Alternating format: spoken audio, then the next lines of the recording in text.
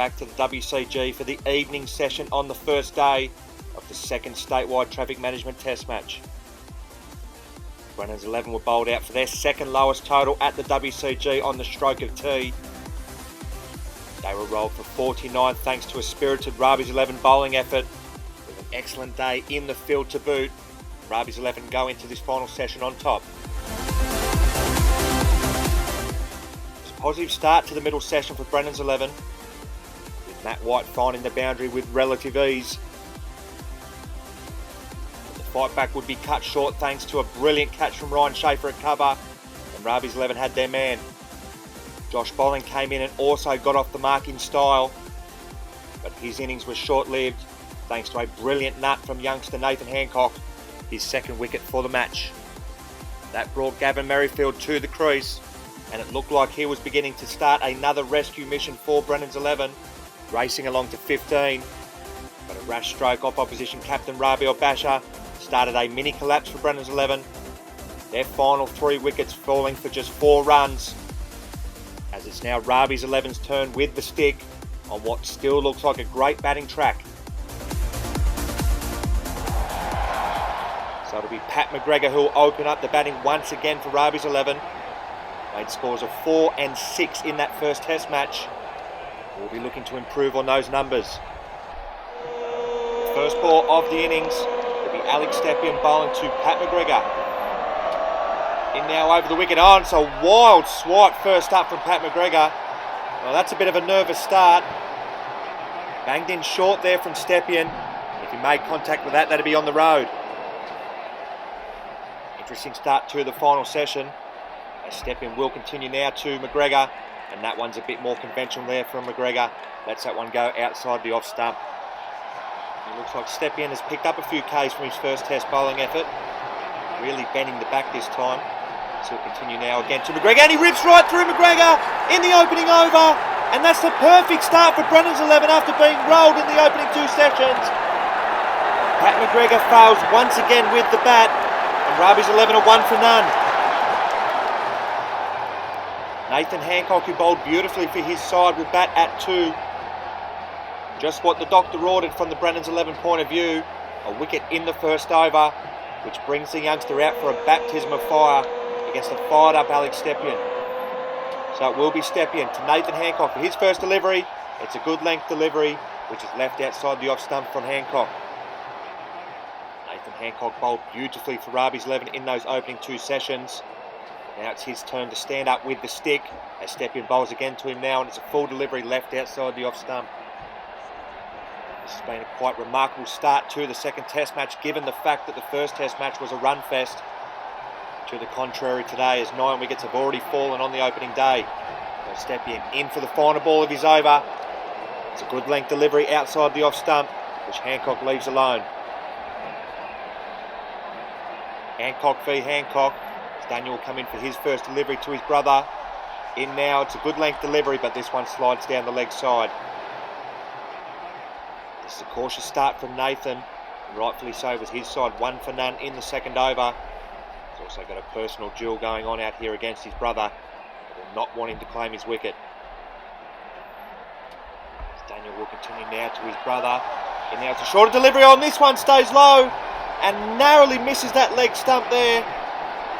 Well, this one hasn't gotten up as much as Nathan would have thought, and he survives just. 10th start to the innings for Rabi's 11. As Daniel will continue to his brother now. This one's a full delivery, and this one is hammered on the offside, and it beats Scott at that cover region. Well, that's a fantastic way to get off the mark for young Nathan Hancock, who mooses that through cover. 1 for 4. Josh Bolling will bowl the third over of the innings. In now to Hancock, it's a full delivery, and it's popped up on the offside. Oh, and that looks like a definite chance there for Scott, who remains on the ground. Here is Bolling bowls a nice full looping delivery. Oh, that's a dolly. That should have been taken from the skipper. Living on the edge at the moment is Hancock, as Bolling will continue to him now. It's another full delivery, gets a thick inside edge, and this one's going to race away to the boundary. Touch fortunate there for Nathan Hancock, but he won't care as he gets his second boundary of the innings. This has been a decent start to the over 4 bowling, as he Continues to Hancock again, as Nathan Hancock advances down at Bolling and hammers him down the ground for another boundary. A premeditated attempt to get down the wicket, and it pays off. Hancock has raced along to 12. A positive start from the youngster, as Bolling will bowl again to him now. This one's a shorter delivery, and it's played on the leg side.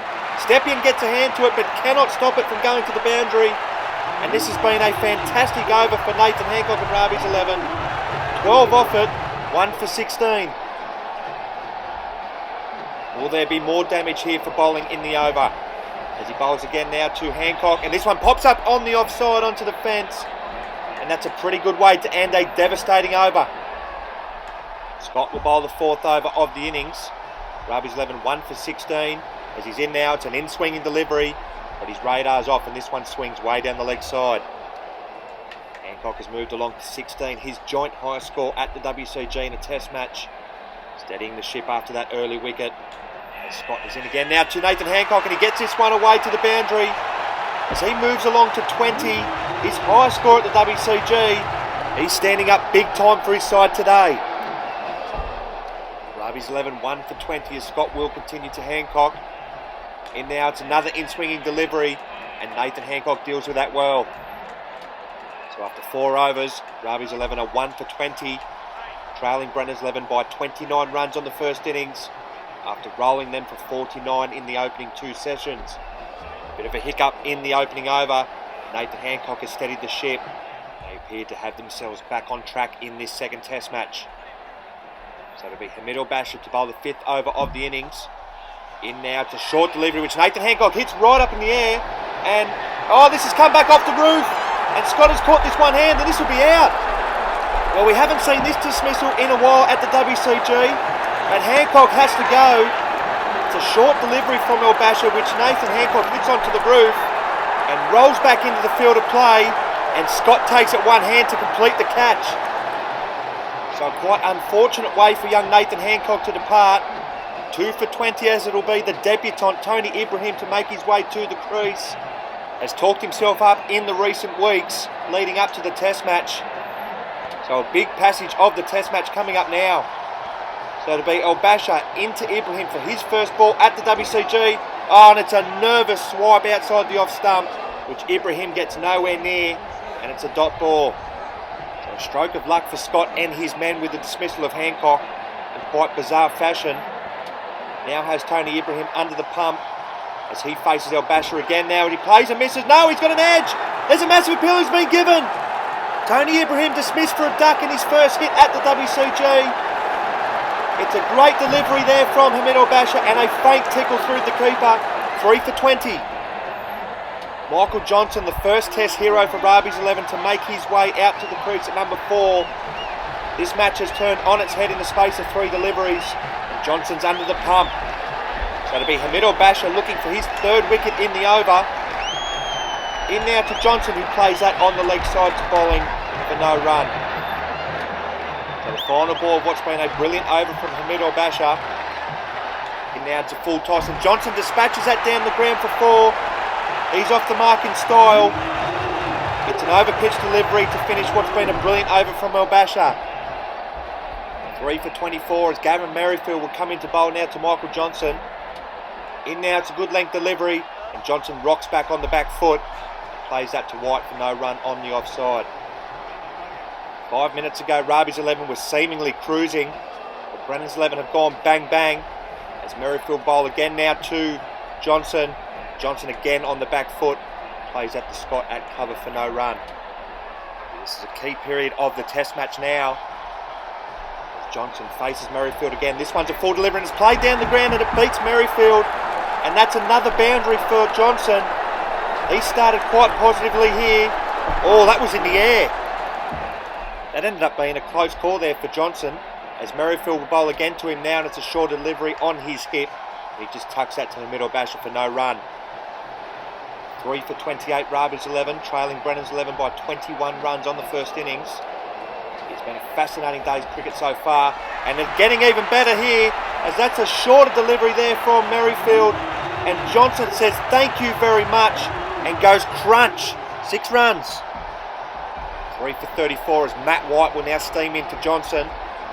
In now, and Johnson walks into that one as Matt White collects another body. Of course, it was Johnson who he gave a workover in the first test match. Seems like it's on again. White to steam into Johnson once again.